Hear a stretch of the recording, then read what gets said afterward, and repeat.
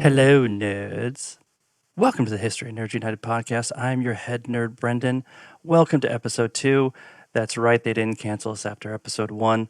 I don't know who calls or emails or tells you never to do it again, but they never got in contact, so we're going to keep going with it. Today, we're talking to author Buddy Levy. Now, just a quick note on this one. This interview was about a year ago, so we were deep into quarantine at this time. So we'll talk about what the very end, after we get through all the book stuff, we'll talk a little bit about TV, what we're doing in quarantine, even a passing reference to former President Trump. Don't anyone get triggered either way. It's an indirect reference. We're not going to get into anything. Just roll with it. As I said, the author today is Buddy Levy. Like Kate Moore from episode 1, Buddy does a lot of different stuff. College professor. He's been on TV, a show called Decoded that was on a few years ago, and he writes a lot of books. Today we're mostly talking about his book Labyrinth of Ice, which is on what's been called the Greely Polar Expedition or the Lady Franklin Bay Expedition of 1881 to 1884. What you need to know is that it was an Arctic expedition. It didn't go great. Buddy will talk a little bit more about that. You'll hear about the leader of it, Adolphus Greely. You'll hear about his wife, Henrietta Greely. It's an amazing story, and really love how Buddy tells it, both in his book and how he talks about it today. A couple other books that we kind of touch on. One of them is called Conquistador. It's about Cortez and Montezuma. I'm not going to belabor the point on that one. If you went to grade school, you know the story of Cortez and Montezuma. We talk a little bit about that. And then we talk about his book, A River of Darkness. Now, this is about Francisco Orellana. And he was another conquistador, kind of different than Cortez. And long story short, he's in the Amazon. He's out with the boys. They're going on a trip that goes horribly wrong. And he ends up going the length of the Amazon by mistake. This is way back before any European knew just how gigantic the Amazon was. A really amazing story. Buddy's stuff is great. He was a great interview. And let's not wait any longer. Episode 2, History Nerds United. Buddy Levy, let's talk to him. Buddy, once again, thanks for being on here. This is a great honor.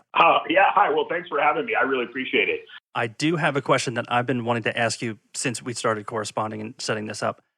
How do you find the time to do everything you do? You're teaching, you're writing books, you're basically, running around, adventuring, and everything else. You're on TV. How do you even balance all of those things at once? That's a good question. Part of it is, I think, having created an academic career that with a flexible department has been really helpful, right? So I've been teaching at Washington State University for 31 years, as it turns out. And I managed to snake Tuesday, Thursday classes. And so on Tuesdays and Thursdays, I'm on campus and doing the grind and being completely dedicated to my students. And then I've been really strict with myself. And so Monday, Wednesday, and Fridays are entirely devoted to my other work on books or whatever projects that I might be, creative projects, I'll say, creative research and creative activity. And so, I've been really disciplined about that. And I've had a flexible department that has allowed me some leeway as far as research travel goes, because during my career, I've done quite a bit of international travel that is in support of the books that I write. I try as best I can to go to the places that I'm going to be writing about, and sometimes they're pretty remote. And so it might take me, 2 weeks to 3 weeks to almost a month sometimes to do physical immersion research, that I like to call it, the expeditionary research. And then, a great deal of discipline, I suppose, because on those other days when I'm not teaching, I have to really put myself to the fire, and make sure I'm doing the work. And that also includes, anyone who writers know, sometimes that also includes weekends. So I do work a lot of weekends as well, or at least part of the weekend. And then last, I would say productivity requires a team, and I have an incredible spouse of over 30 years who is really supportive of what I do, and 2 children who, believe in me. I mean, that's great. And it's very impressive, too, just because my thinking would be I'd end up walking into a class and start giving a dissertation on the book I'm writing, forgetting that that's not what the class is about. So I, I have the OCD tendency where if I start a book, I have to read it straight through. I can't read two books at once. It's just too much. I need that kind of straight line for me to kind of keep everything straight. So for Labyrinth of Ice, what made you decide to write on the Greeley expedition? Is that something that somebody comes to you with something, or you read something and you just decide to go with it? Yeah, great question. Finding topics is always really a great challenge and part of the whole adventure to me, and so I came to Labyrinth of Ice, or the Greeley expedition, in a really, I guess I would call it a backwards way, sort of, in the sense that I got to backtrack a little and say that back in 2003, I had finished about a 7 to 8 year run writing about adventure racing, which was these crazy global multi-sport endurance competitions that involved teams. And these things were made famous by Mark Burnett, the guy who ended up creating Survivor, The Apprentice, and probably our president. So Mark Burnett can take credit for a lot of things. And so I found out about this race in Greenland that was going to include this blind adventurer named Eric Weinmayer. And I was like, wow, that is really interesting. How does this guy do? How does he do it? And he had just summited Everest. So I got myself to Greenland and got embedded in this team with this guy, Eric Weinmayer, and cruised around with him for a couple of weeks in Greenland. And it was an amazing experience. And of course, whenever I travel somewhere, I try to read widely about the place that I'm visiting. And I had also been a big fan of Jack London and, Arctic, Yukon kind of adventure stories when I was a kid. But when I was kind of coming home from Greenland, I started reading more about the history of Arctic exploration. And I stumbled onto this story of the Greeley expedition, but that was back in '03. And so subsequently, I wrote a number of books and never really thought much about it. And then I ended up finishing my last book with, I circled back and wrote a book with Eric Weinmayer called No Barriers, about his historic descent blind down the Grand Canyon in a kayak. And so my agent called me one day and he said, hey, I got this editor who's really interested in Arctic exploration. And I remember you pitching to me this story a while ago. So part of working with my agent, I had thrown that out as an idea some years back, and then we just shelved it because I went on to another project. So he said, hey, dig up some files and I'll put you two together. And I had a great conversation with my editor. His name is Mark Resnick at St. Martin's Press. And he said, this is a fascinating story. Write a proposal. And I did. And then off I went. So that was sort of how I stumbled upon it, just by reading and poking around. Was the book that you were referencing, was that Ghosts of Cape Sabine? I did read that one. And I think Guthridge wrote that in maybe 19 or 20 years ago. So that was one of the first things. But there was a book called Abandoned that was a 1960 book from University of Alaska Press. That was the one that first really got my attention. It was really well done. But then, as I said, I'm always building files and creating lists of things that interest me. And then there are a lot of factors that come into play as far as whether or not something's going to be a go with editors, publishers, your agent. And so, there's a lot of thinking about it. And the timing on it, I guess, when I first pitched it to my agent wasn't right, but then he remembered, which is good, because it's one of my favorite books that I've ever written. So, and it's an amazing story. It is, and something that just your style that I really appreciate about the way you write, because I had read Ghosts of Cape Sabine, probably 5, 6, 7 years ago, because I also love everything Arctic or Antarctic. And what I found with Ghosts of Cape Sabine, because I love the Arctic so much, I loved just, it kind of hammers the details home, like all the little details. Where I find your writing style, especially for me, I like to recommend history books to people who don't necessarily read history. And you, to me, are a master at being able to take a story and strip it down and kind of give the reader what they need to know. They're going to know the characters, they're going to know what they're going through without kind of inundating somebody with too many details. Just that's what comes through to me. Do you see your writing style like that? Is that something you focus on, or is it just like this is what I see and this is what I want to keep in there? Yeah, I think it's always a really interesting challenge because I think when I started out, say with Conquistador, the story of Cortez and Montezuma. I mean, I was early on in writing about historical subject matter. My first book was about Crockett, but I'm not a historian by academic background. I'm an English major creative writing person, so story comes first. But early on, I certainly was diligent and sort of religious about getting the history right with quotes around it. I mean, I don't know that you can ever really get the history right or what that means now that I've been doing it for a while. But I think that as far as details go, I think it's important to focus on the details that are significant and not get the reader too bogged down with minutia that isn't significant. And so what I try to do is maybe tell the story in a more cinematic way, where I think about it in terms of, like, if I were watching this on the screen, what would I include? Because I'm a big movie buff, and, I love these giant, expansive, epic canvases of historical stories. And so, yeah, what I try to do is decide what does the reader or what would I want to know if I were reading this book. And so I think when you talk about, let's just use Labyrinth of Ice as an example.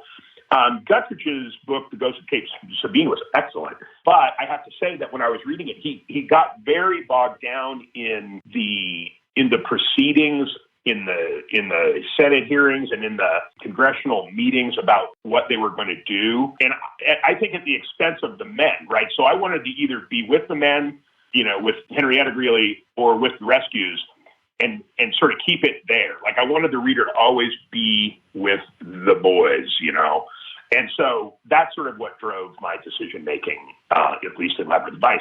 And I think for the first time, I've done whatever. That was my seventh book.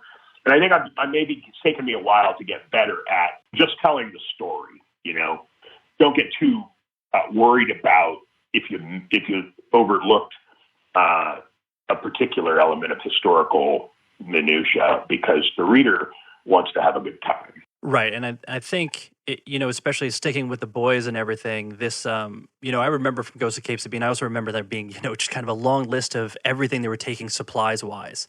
And you're just sitting there, you're going, okay, yeah, I know how much hardtack they got, and I know it's going to come up later, but, move it along. I mean, I still loved it because, I'm into it, but I could see somebody else sitting there going, I don't care about all of that. Like, let's just move on and get to the freezing and the Arctic stuff. Yeah, but I will say that said, I focused, I got enamored, I think, with the food stuffs that they had originally, because the meals were so elaborate. While they were at Fort Conger for the first 2 years, they had all of this, they had come up in steamships.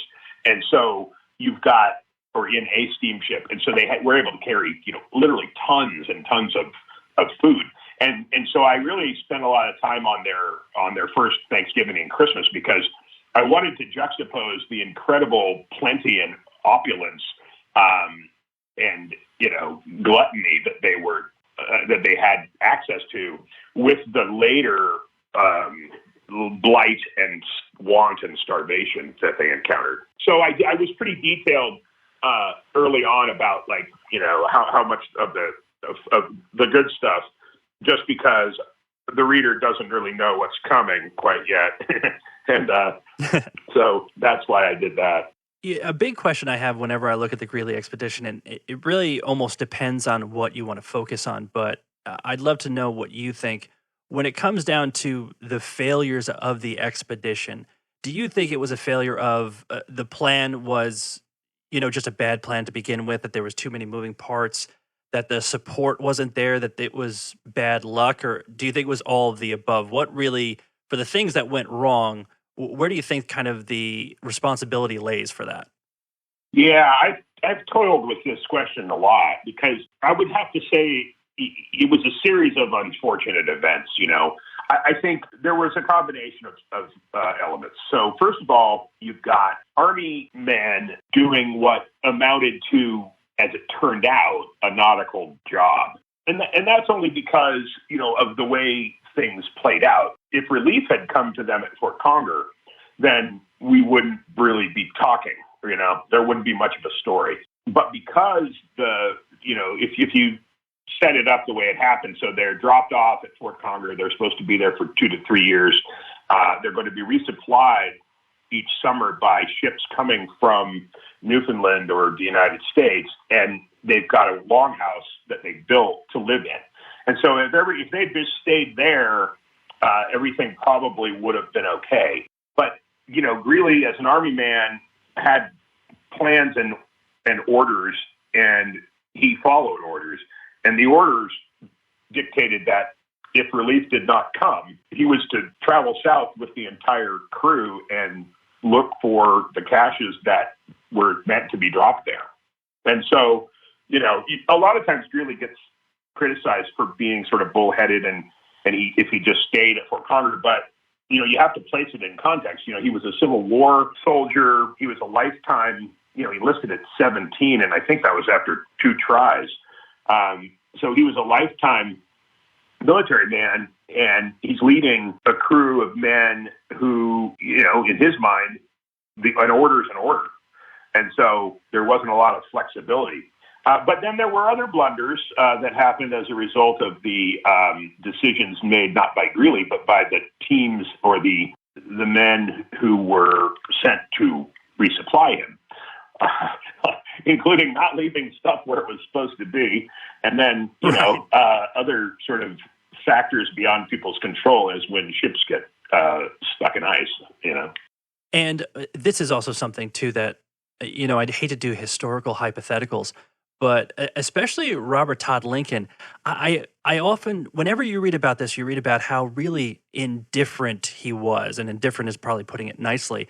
And sometimes I'll read and wonder, was he just going to leave them up there to die? Because he really just seemed to have no interest in making sure they were safe. Like once they were up there, it was kind of like, oh, well, this is kind of their problem. Yeah. I mean, I think from what I understand, he was really not supportive of Arctic exploration. And it would be akin to, and there are ways to sort of justify his attitude, right? I mean, now that we look at what Greeley and his men, from with the lens of time, the sort of pioneering science that they were doing, we can see it now when you see what they learned and what they brought back and specimens and photography. But at the time, we're talking about costly endeavors. And Robert Todd Lincoln understood that the mortality rate of Arctic exploration was about 50% of every expedition that ever left, And so he viewed it as an expensive, pointless undertaking. And I don't know very much about Robert Todd Lincoln's interests in science, but Greeley, it turns out, he ends up, well, I don't know too many spoilers, but, he was a pioneer in many ways. And there's work that's still going on today of the same caliber, and I'll touch on that maybe a little bit later. But yeah, I think Robert Todd Lincoln's attitude was they're probably screwed. And so sending more men, is just throwing more lives away potentially. And these rescues would be more as dangerous and costly as the one we sent Greeley on. So it's not really worth it. And then you have on the other side of that, which, you're talking about Hollywood and movies and stuff like that. This story lends itself to it pretty well because you have the danger, you have the guys out there, but then you also have who I find to be maybe one of the most amazing characters in the book is Henrietta Greeley, who really just does not take no for an answer and uses everything at her disposal to make things happen. And I think when you look at it, this could have been much worse if she wasn't the amazing woman that she actually was. Yeah, you're right. I mean, it's funny. I'd love you to help cast her. Figure out who would be the best Henrietta Greeley, and we can get a script to her. But she's amazing. And I love what you said about her being one of the most compelling characters, even though she comprises a really small part of the book.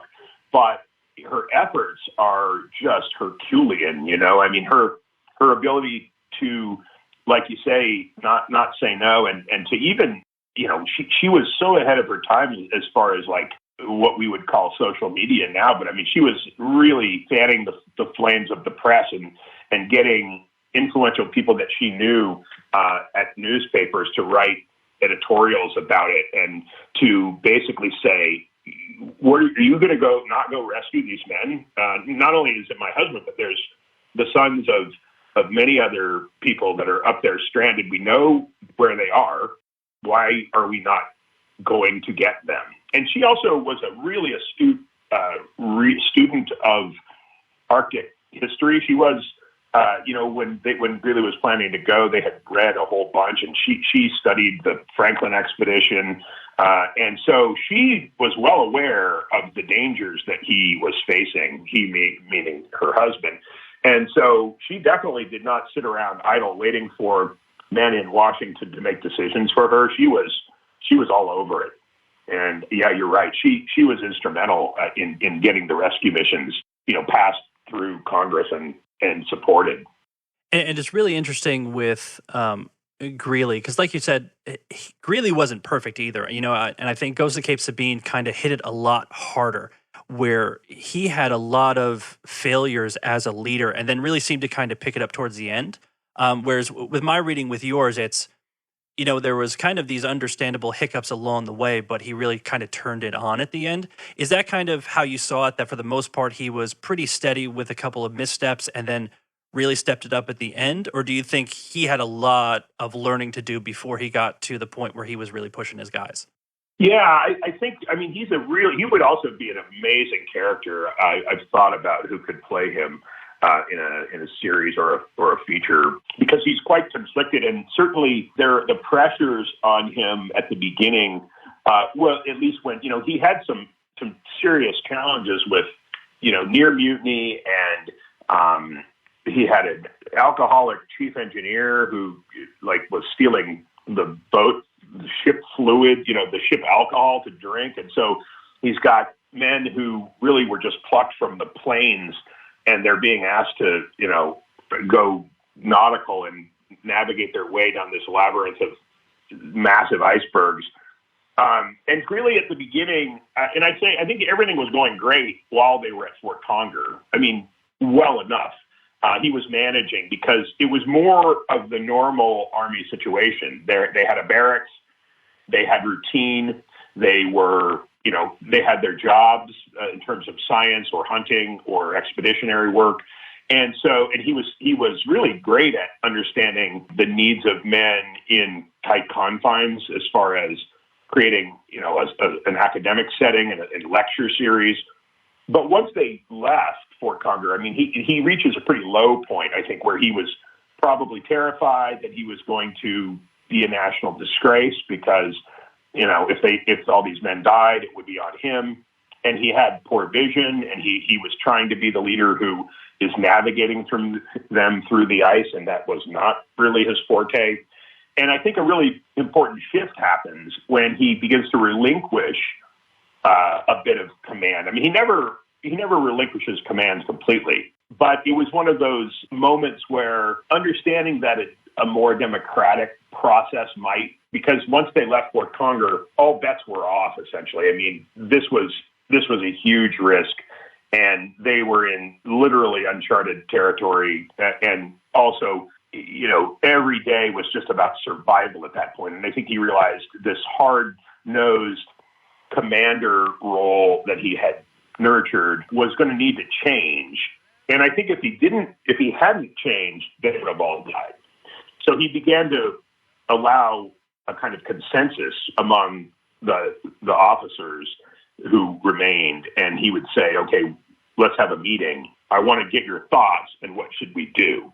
And then he would still reserve the right to make the final decision, but he weighed the input of others much more. And partly he was weighing their input based on, the efforts that they had achieved up to that point. So he began to really lean on Lockwood and Brainerd, Sergeant Lockwood and Sergeant Brainerd and Lockwood, because they were so adept at their jobs and they were so sturdy. And I think that just eased things for everyone. And I think you touched on something that makes this the perfect quarantine read, which is when you have this actual historical example of, if you're going to be locked in somewhere, get yourself a routine, keep yourself busy. My day job, we're running into all this stuff with COVID and everything. And, I call my people and I just say, get a routine, fill up your day, because this is what you would do in the Arctic to not lose your mind. And I try and use historic examples. So you're keeping some of my people at work from being completely bored. So I appreciate that. Good. Yeah. And I was really amazed at his abilities, because not only did he nurture academic, scientific, and, sort of intellectual pursuit among the men by having lectures and having courses, but he also, he would make sure that they got out every day and did exercise, and were, even though it was, between 50 and 90 degrees below zero some of the time, they were out there working the dogs and pulling sledges and practicing what they were going to need in the event of a departure. And all of that, sort of bore fruit when they ended up having to survive for 8 months on 2 months rations. And I like to contrast, Greeley as this guy who is sometimes in over his head and is just trying to do the right thing. If I could, kind of jump to contrast with Conquistador, which is about Cortez and Montezuma and, that age-old story that, anybody who's been through third grade history gets to. Something I've read with Cortez and Montezuma is the two of them get recharacterized very often. Cortez is not necessarily the nicest of guys, but kind of the ultimate survivor. And sometimes he's seen as smart, and sometimes he's just plain cunning. When you're writing a character like that, do you just kind of let the history speak for itself, or do you have to do a lot of your own interpretation to say, how do I present this historical person and his personality when I maybe don't have everything I need to decide what kind of person he is? Right.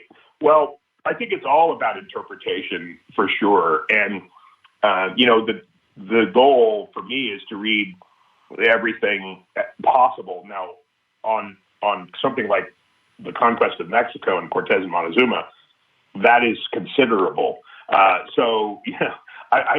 probably read, something like 100 books, and maybe that's pushing it, but the notes alone in my book Conquistador is like 45 pages long, and it's an expansive bibliography. And so, you try to get the best handle that you can on who this person was through this weird lens of hundreds of years, and then look at the decisions that they made during the time, not necessarily judging those decisions from the context of today. But it's true. I think that Cortez was an absolute brilliant tactician. He was utterly ruthless in the sense that, he was very opportunistic, and he had no qualms about burning or destroying, the religious idols of a people, and basically saying, our God is the one God, and you should probably get in line here. But also a kind of shrewd manipulative nature, where he understood that he couldn't conquer the Aztec nation alone. And so he was just adept at garnering support from rival tribes and factions, sort of the ultimate survivor motif, of getting teams to work for him. At one point, I think there were 50,000 Tlaxcalan bearers, which is another word for slaves, that he managed to enlist to carry these ships that he built over the mountains. And without them, that he wouldn't have made it all the way to Mexico City. And he wouldn't have. He was an incredible study in human diabolicalness. He was incredible. I always think of him, and I think if I'm, going to go plunder somewhere, he's definitely a first-round draft pick, but I don't want him to marry into the family. Well, no. I mean, he might very well off someone he needed to. Certainly there was some rumor that he strangled his own wife. Because by this time he had already taken interpreter as his mistress, and she was pregnant. So yeah, I mean, I think the difference between those two, though, is that in one, you've got a conqueror who has gone rogue, sort of, and is trying and understands the incredible wealth possible in Cortez. Like he understood that if he could garner these lands for Spain, he was going to be an incredibly wealthy man and famous beyond dreams, which he was for a time. And in someone like Greeley, his ambitions were personal, and also he wasn't conquering anything, except for, I mean, I do believe that Greeley had a similar degree of nationalistic pride that Cortez had, but he also was not trying to sort of take over a continent, Yeah, and especially those, Labyrinth of Ice, Conquistador, these are stories people know of. The first book I read of yours was River of Darkness, Francisco Orellana, and basically by mistake going down the Amazon. I'm interested, how did you even find that one? Because I had never even heard of it before, and then, saw the book on Amazon, grabbed it. I'm like, how did this happen? Is that something that, you just saw in your studies, or somebody brought it to you? Right. Well, it was during my research of Cortez, and I was reading pretty widely about the conquests. And so I came across a book. Actually, it was fascinating because it turns out that I was reading about the Pizarros while I was trying to figure out as much as I could about Cortez. And so I looked at some of the other conquistadors. And the Pizarros, they were called the Brothers of Doom. And so I stumbled upon that story of Orellana during my research for Conquistador, but I just sort of shelved it because I was fully entrenched in Cortez and Montezuma. But I was really amazed by this story of these guys going down the Amazon. And at the time, I couldn't do much about it. So again, I just sort of put the titles of all these works into a file to check out later. And when I finished Conquistador, my editor at Random House Bantam Books was really pleased, and he said, you seem to be sort of good at this stuff. Like, is there other stories? And I said, well, there's this one about this guy, Francisco Orellana, who ends up becoming the first of the Europeans to navigate the entire length of the Amazon River. And he's like, well, tell that one. So it was a great follow-up, because Orellana and Pizarro was a really brutal conquistador in the vein of Cortez. And I think Francisco Orellana surfaces as a sort of kinder, gentler conquistador, if such a thing exists. And I mean, it has to be one of the most amazing accidental adventures ever. Like, that's right up there with Columbus finding America, thinking he was doing one thing, and then yeah, like they're going down the Amazon. What really stuck out for me, like whenever I think back to the book, the first thing I think about is when you're talking about them basically making their run through all of these, violent tribes, and how there was such a population on the Amazon at that time. You don't think about that, but that it was just endless, that they just had to keep going, because if they stopped at all, they were all going to die in the boats. Yeah, it's incredible. So you talk about that accidental journey. I mean, Orellana set off with Gonzalo Pizarro, one of Pizarro's brothers, to go essentially find cinnamon and gold, right? So they've just conquered the Inca, and there was a ton of gold. And this is not very long. I mean, it's 15 to 20 years after Cortez has conquered the Aztecs. So there's this huge Spanish thirst for gold. And when they conquered the Inca, there's just gold aplenty. And so they had heard these rumors that there was this so-called golden man, or El Dorado, who lived over the other side of the Andes from Quito and way down this river that the Spaniards knew nothing about. And that somewhere down there, that they kept hearing these stories about how this man was basically dusted every night in gold and then bathed in the river, and there was and bathed in the lake that became, the bottom of which became filled with gold. So they were pretty much chomping at the bit and frothing. But what ends up happening, of course, is that Oriana and Pizarro get separated, and Oriana they end up in dire straits, and they're sort of starving to death, the Spaniards, and all of their horses have bogged down and been killed, and the bearers left. And so Oriana goes in search of food, but they didn't really understand how big and strong and powerful the Amazon basin and rivers were, and so they get sort of swept beyond their ability to return. And after that separation, then Oriana and I think it's 57 men and a few smallish craft end up on this incredible downstream, a few thousand-mile journey, like you say, through this gauntlet of undiscovered Amazonian but complex civilizations, really. So yeah, it's just really a remarkable story. And, Buddy, I want to ask you one more question. We're going to do a little bit of a 180. And, I don't want to out you too much because you already did partially admit, but, we're all locked down because of COVID. And I want to know, what kind of trashy TV are you watching to kind of fill the time when you're not reading and doing the 47 other things you have? You said you're finally catching up on Game of Thrones. Is there any other trashy TV you want to admit to watching right now? Sure. Who isn't doing this? Yeah.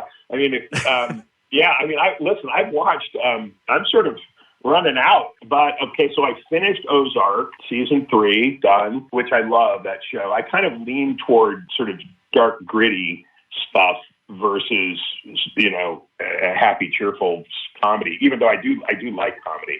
And I also watched, on that end, I watched The Marvelous Mrs. Maisel, which I think is very funny. But I've been binging on this.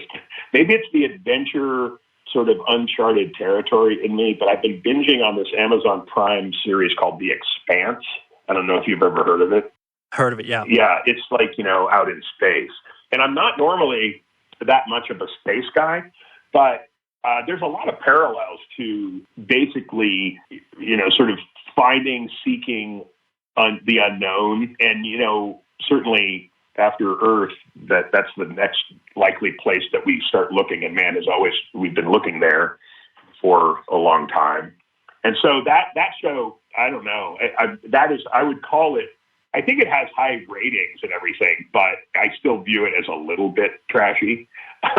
Not on the level of, at the order of Tiger King, but I mean, at least I'm not rewatching episodes of Decoded of my own show, because that would be really bad, wouldn't it? Oh yeah, no, you're gonna have to get over yourself. I'm sure your wife would have something to say about that. Well, actually, my son is 25, and he was not really, like, when Decoded was happening, which is about, I think, 2010 through 12. He was only, 14 or 15 years old. So he was sort of, I think, embarrassed by the whole thing that his dad was on a television show, and it just seemed lame. So he never watched any of them, really. And so then he went off to college, and now he's home during the pandemic and with his girlfriend. And so we watched, she had never heard of it or seen it. So we watched a couple of episodes, and it was really mortifying to see myself on TV again. Yeah, I have a 5-year-old daughter. I have a feeling she's never going to listen to this podcast. But I do have a dark and gritty recommendation for you. If you haven't watched it yet, you say dark and gritty, I think Peaky Blinders, which is one of my favorite shows on right now. Yeah, I like it. I've seen, I think I watched the first 2 episodes. How many, or seasons, how many are there? I think there's 5. I think they just finished 5 and a 6th is coming. Wow. Yeah, I got to get back on the train. I mean, one of my favorite all time is The Killing. And that is really cool. It was filmed, I think, in Vancouver, BC, and it's set like in Seattle, which is sort of in our neck of the woods. So, yeah, The Killing is just, I'm waiting, for enough time to pass where I can watch it again, because that's phenomenal. And you're not going to admit to any Real Housewives or anything like that? I just want to make sure. No, I mean, I have to say that, like, having been on a so-called, it was a little different. It was a docu-series, I suppose. But I was sort of on TV on Decoded, Brad Meltzer's Decoded, during the height of the major reality television boom. And so I suppose I got my fill of it. And I tend to like more episodic, stories that are really character-based and kind of interesting. So, yeah, I don't know. Though I guess I will watch Tiger King at some point, because I don't like being the only one in the world who hasn't seen something just for making illusions at cocktail parties. I will say one other author has admitted that he also has not seen Tiger King. So the way I just describe it is, it's what happens if two people doing meth have a baby and then the baby starts doing meth. That's basically the best way to describe it at a high level. Great. Yeah. I owe it to myself and to my readers to have seen it. I think so. So listen, Buddy, thank you so much. This was a real honor, and we'll talk to you soon. Hey, I appreciate it, man. Take care. And that's it for episode 2. Thank you, Buddy Levy, for coming on here and talking nerdy to me. Seriously, everyone, go to Amazon, search Buddy Levy, pick out any one of his books. You can't go wrong. I'm telling you right now. If you read one of his books and you don't like it, I want you to email me, Brendan@HistoryNerdsUnited. Tell me you didn't like it, and I will respond to you why you are wrong, because that's how we roll around here. Another note that Buddy gave me, River of Darkness, which we talked about on this podcast, is coming out in paperback for the first time with a new introduction on March 22nd of 2022. So buy it now if you want. Maybe you buy another copy later just to help a guy out. Like, come on, let's do it. In the meantime, everybody, new podcast. There will be a special podcast coming out in a couple weeks. It's a special topic. It's tied to what's going on this time of year. I'm not going to spoil it for you. You'll see it in a couple weeks, so keep an eye out for that. In the meantime, head on over to the website, historynerdsunited.com. Read all the content we already got on there. Comment. Go back. Listen to the podcast again, right? Make sure you subscribe. Make sure you leave us 5-star reviews. We really appreciate it. Can't wait to talk to you next time. See you later, nerds.